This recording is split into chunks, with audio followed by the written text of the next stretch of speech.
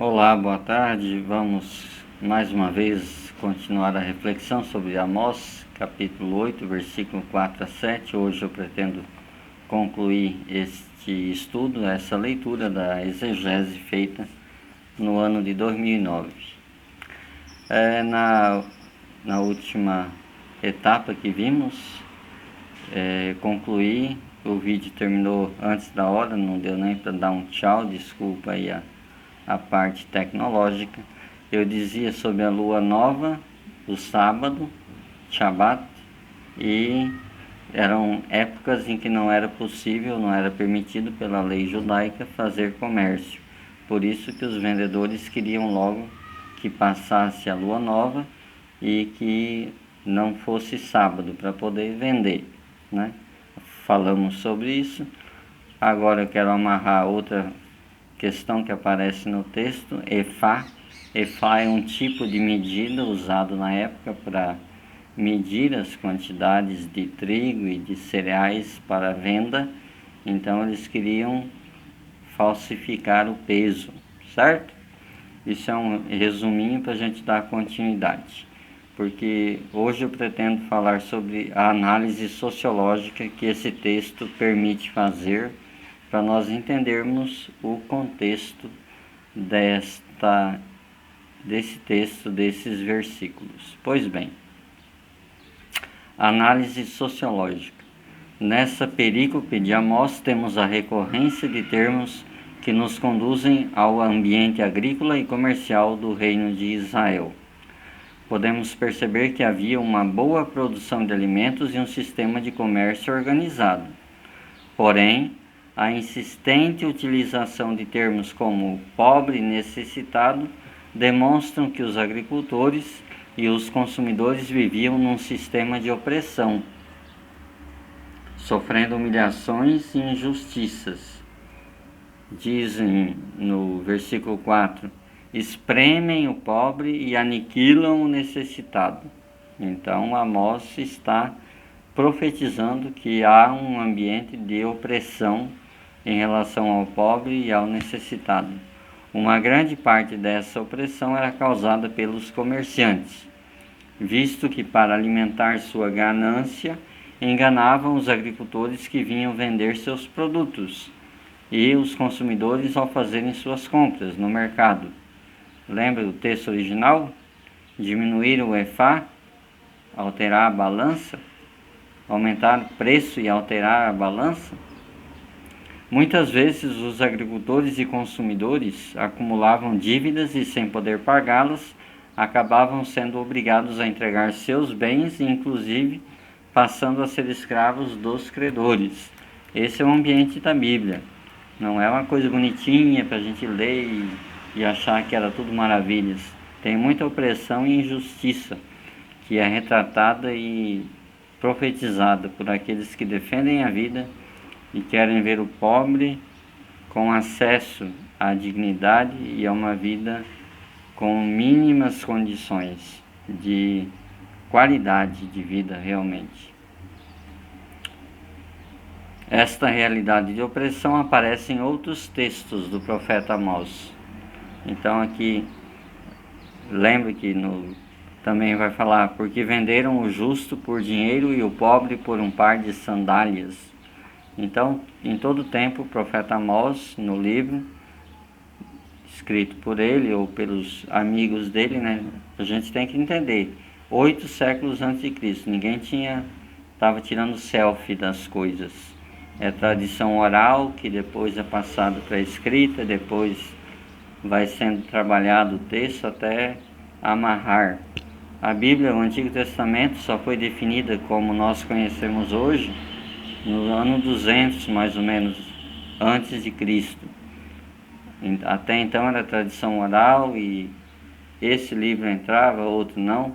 Só nessa época, mais ou menos 200 anos antes de Cristo, é que o Antigo Testamento ficou definido dessa forma que nós conhecemos hoje. Então ninguém estava tirando selfie daquilo que acontecia. É tradição oral, depois escrita, e ainda vai sendo mudado ao longo do tempo, de acordo com o interesse de quem controla, de quem detém o poder de escrita. Quem escreve tem o poder. Pensemos nisso. Temos que usar a nossa escrita para defender a vida, não para menosprezar, humilhar e massacrar. Dispensa comentários, certo? Outros profetas fazem denúncias contra a fraude das balanças. O profeta Oséias, Malaquias, Miqueias, todos fazem esse tipo de denúncia também. Qual era o contexto cotidiano da comunidade de Israel naquela época, a partir da qual o profeta Amós faz a sua denúncia?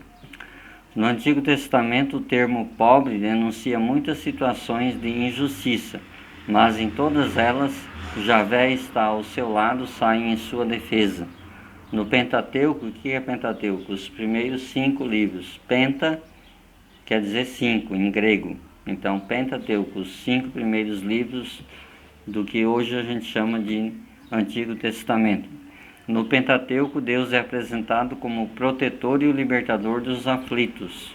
E hoje também, em plena pandemia, o Deus da vida é aquele que defende, que acusa o sistema opressor, que massacra o pobre, que manda o pobre para morrer ou na rua, no trabalho, ser infectado, e quando precisa ir ao hospital não tem atendimento.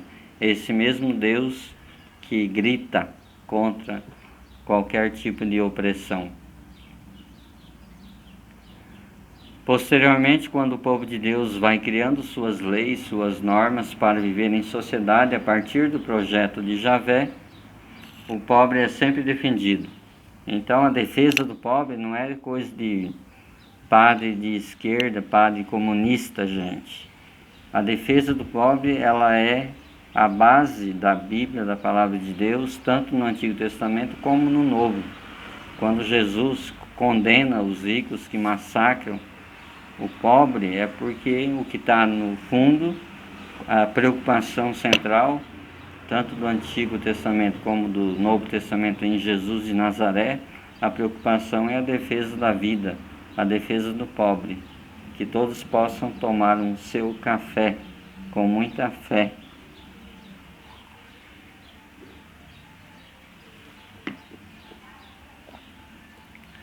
Então a defesa do pobre, ela perpassa toda a Bíblia. Quando comprares um escravo hebreu, 6 anos ele servirá, mas no 7º dia sairá livre, sem nada pagar. Essa lei, lá do Antigo Testamento, no Êxodo, capítulo 21, é para mostrar que quem era escravo, depois de 7 anos, 6 anos, no 7º ano ele era libertado. A experiência da libertação é que perpassa toda a palavra de Deus. Libertar de um monte de coisas, seja do trabalho real e concreto, libertar da ignorância, da arrogância, da prepotência. A teologia da libertação é a libertação da teologia, uma teologia que se preocupa só com o sexo dos anjos. Não é essa a preocupação do reino de Deus, a proposta de Javé, o Deus dos pobres.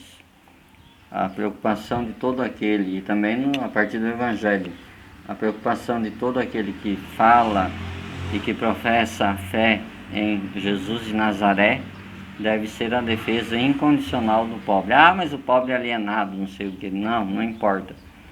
O pobre muitas vezes é alienado porque o sistema o manipula, né? Eu gosto muito de, nas aulas, lembrar que às vezes somos marionetes na mão, seja dos governantes, às vezes na mão de pastores, de padres, que não têm como pano de fundo e como projeto, como utopia, o reino de Deus. Então, facilmente, alguns podem querer manipular. O verbo manipular vem da palavra mão, manipular. Devemos romper com qualquer tipo de manipulação, sempre tendo em vista a libertação das pessoas. Os profetas denunciam a situação de exclusão à qual estão submetidos os pobres de Javé. Aí, no trabalho que fiz, citei o profeta Miqueias, Ezequiel, Zacarias. Ezequiel é mais conhecido, mas Miqueias, já ouviu falar? Bem pouco, né? E Zacarias é outro profeta, são chamados profetas menores. Ezequiel é do grupo dos grandes profetas, mas Amós, Miqueias, Malaquias, Zacarias são chamados os profetas menores. Não porque não importam, afinal todas as vidas importam, não é? E vidas pretas importam, todas as vidas importam. Mas eles são menores porque a produção deles é realmente pequena, os livros deles são pequenos. Todos eles, todos os profetas, tanto os grandes quanto os pequenos, defendem a vida. Tem 2 livros muito bons sobre profetas, que é dividido em 2 volumes, Profetas 1 e 2. Eu não tenho aqui. Aliás, eu tenho aqui na bibliografia do trabalho que fiz, vejamos, é de Dias, 2 escritores, Alonso Scull e J. Dias. Eles escrevem 2 livros enormes sobre profetas. Eu usei para fazer esse trabalho o Profetas 2, da editora Paulinas. Por que falar isso? Porque é importante a gente saber que tem muitas coisas escritas sobre, e quando a gente fala aqui não é olhar para o céu e começar a falar, é a partir do chão da história e estudando, que pessoalmente eu me coloco aqui para partilhar com vocês o trabalho feito para nos animarmos mutuamente na luta por uma sociedade mais justa e igualitária. Pois bem, seguindo aqui, para não ficar longo o vídeo, essa preocupação toda aqui, né? Sozinho, vocês me vendo aí, pode ser que cansa, né? Então, um vídeo curto é mais legal, é mais eficaz. Mas o tema é infinito, é para a vida toda. Em todos esses casos que eu relatei no meu trabalho, citando outros profetas, em todos eles vemos a realidade do pobre em algumas passagens do Antigo Testamento. Percebemos que sofriam toda espécie de exclusão e violência. Porém, o mais interessante é constatar que Javé está sempre em defesa dos pobres e marginalizados. É essa defesa incondicional que Deus faz aos seus pobres que iremos desenvolver no 5º capítulo, atualizando em nossos dias a realidade da pobreza. Todo o trabalho feito lendo Amós lá no Antigo Testamento, estudando o contexto, conhecendo a sociedade da época e tal, tudo isso é para nos levar a ler, rezar, meditar e agora atualizar para hoje. Aqui foi 2009, agora 2020 nós estamos. E a palavra sempre ela é atual. Até seria bom que não fosse, né? Se não houvesse mais pobres, miseráveis e necessitados. Mas o mundo está aí clamando, estou escutando, estão ouvindo? Sirenes de ambulância para lá e para cá. Eu moro a 3 quadras da avenida principal de Tangará da Serra. É um vai e vem de ambulância o tempo todo. São os pobres que estão correndo atrás de saúde, seja de Covid-19 ou por outros motivos. Portanto, a atualização da palavra de Deus sempre deve ser feita. E lembrar que em todo momento há pessoas que estão clamando por apoio, ajuda, solidariedade e compaixão. Um parêntese, compaixão. Patos em grego quer dizer doença, dor, ou também patire. Patire quer dizer partir. Então, ter compaixão é partir com aqueles e aquelas que sofrem. Paixão, dor, sofrimento. Ter compaixão é ir com as pessoas que sofrem. sofrer com as pessoas, ir com elas, talvez levar ao hospital, talvez fazer uma doação, falar criticamente do sistema que oprime e massacra a vida. Tudo isso é atualizar a palavra de Deus. Vamos à atualização, então, dessa exegese.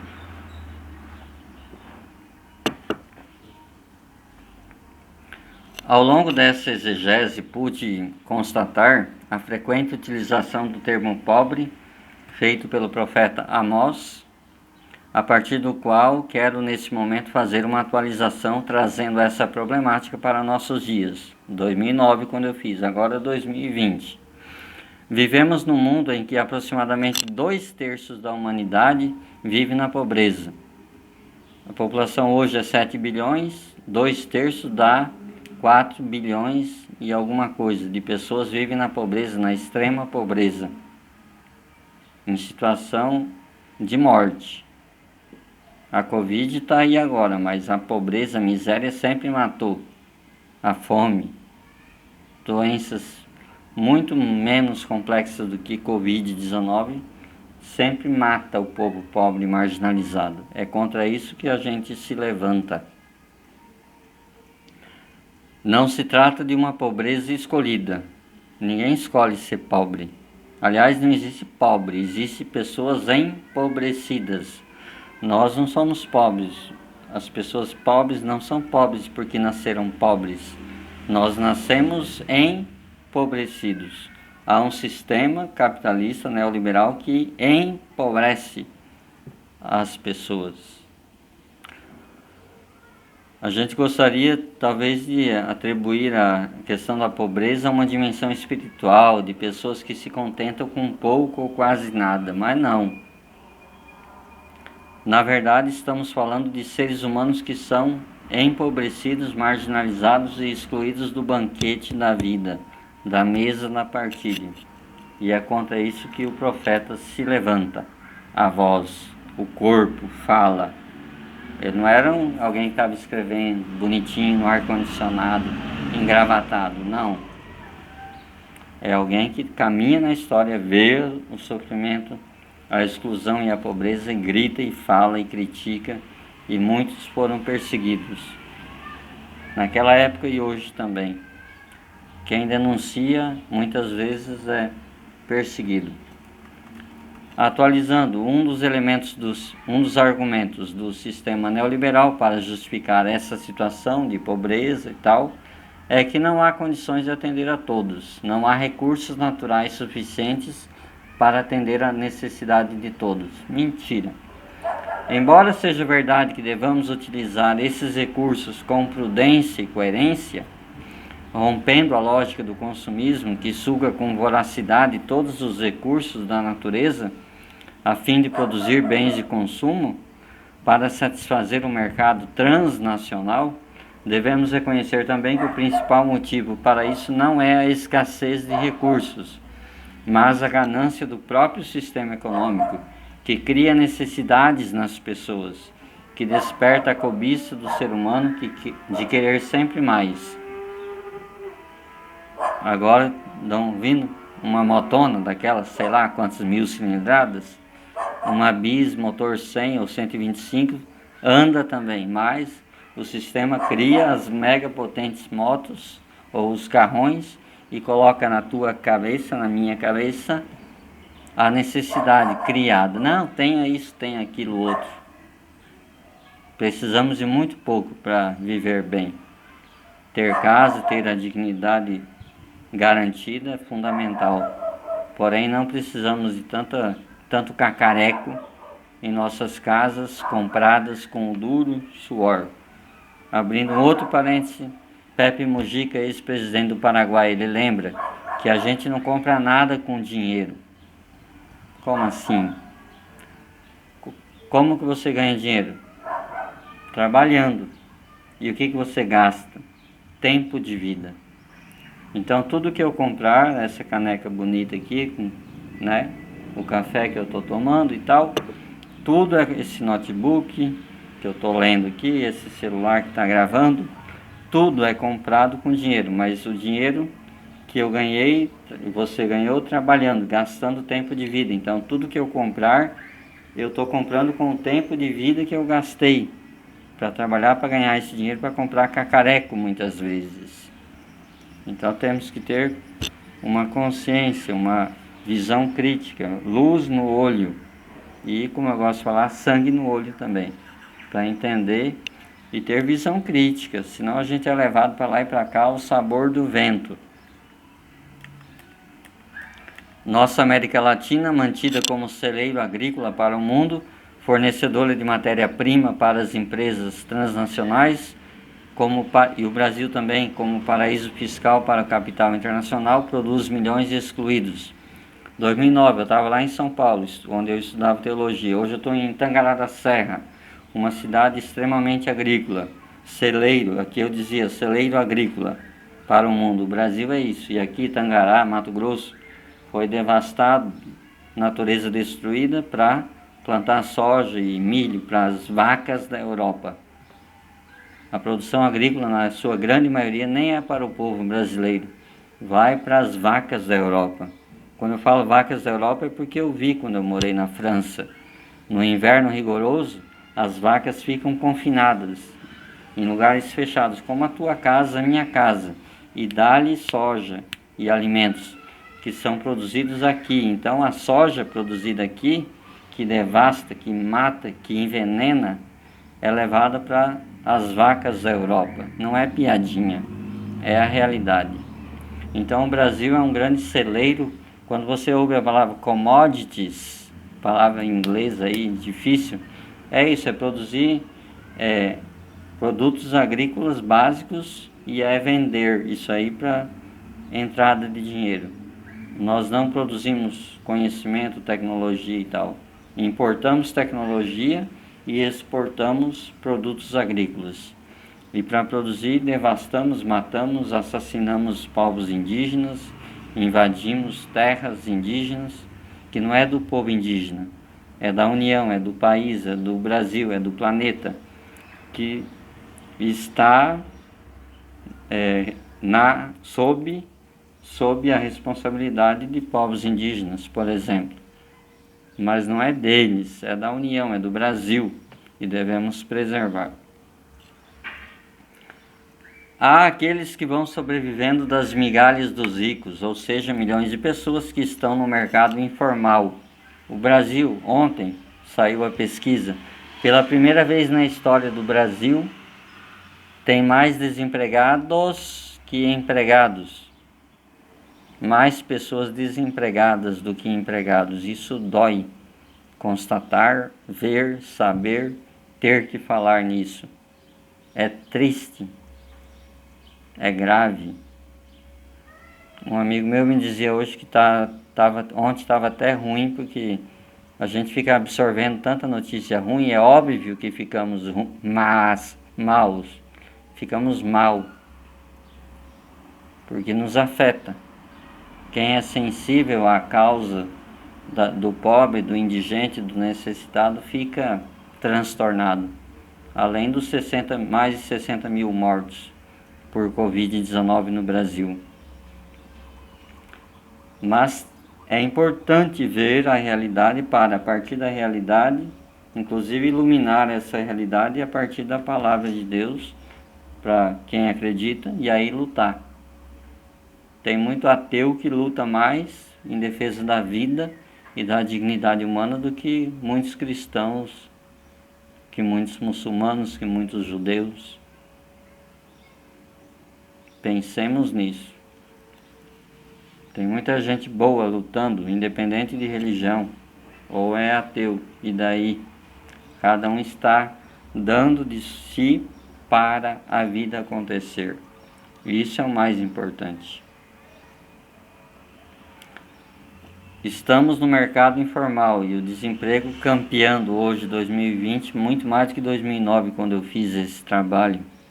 Vítimas de um desemprego estrutural e arquitetado pelo modelo econômico neoliberal. Lembre que eu coloquei como o título do primeiro vídeo, Amós contra o sistema neoliberal. Claro que o neoliberalismo não existia, mas é a mesma lógica de opressão e de sugar do povo trabalhador, da classe trabalhadora, sugar toda a força, vigor e exploração da mão de obra. Isso sempre existiu e agora está pior. Hoje em dia temos pela primeira vez na história pessoas descartáveis. Eu posso descartar a caneta, né? Mas hoje em dia estamos descartando pessoas. O sistema neoliberal descarta vidas, seres humanos. Dispensa mão de obra e até vidas. Troca pessoas pela tecnologia. Quanto desemprego há no mundo por causa da alta tecnologia? Sempre haverá trabalhadores que fazem a riqueza, é óbvio, que produzem a riqueza.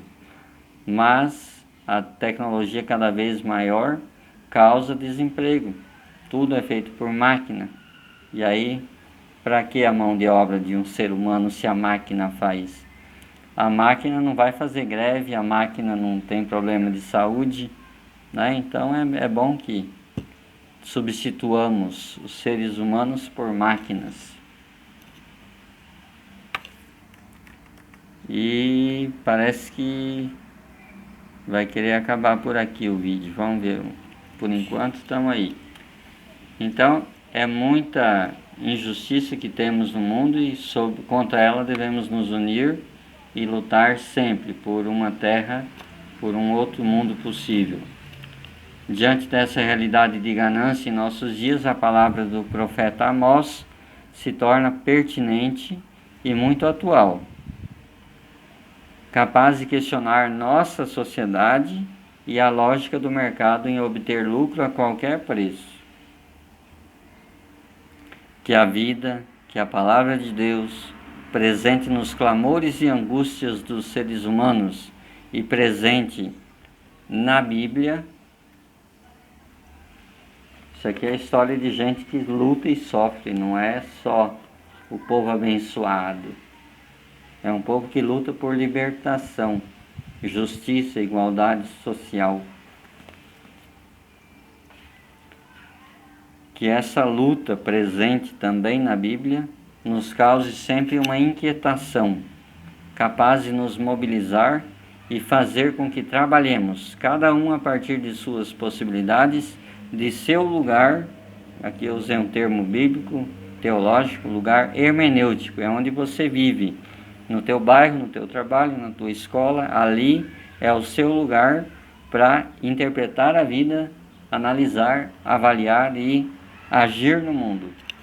Agir para a construção de vida nova e plena, ao menos para o maior número de pessoas possível.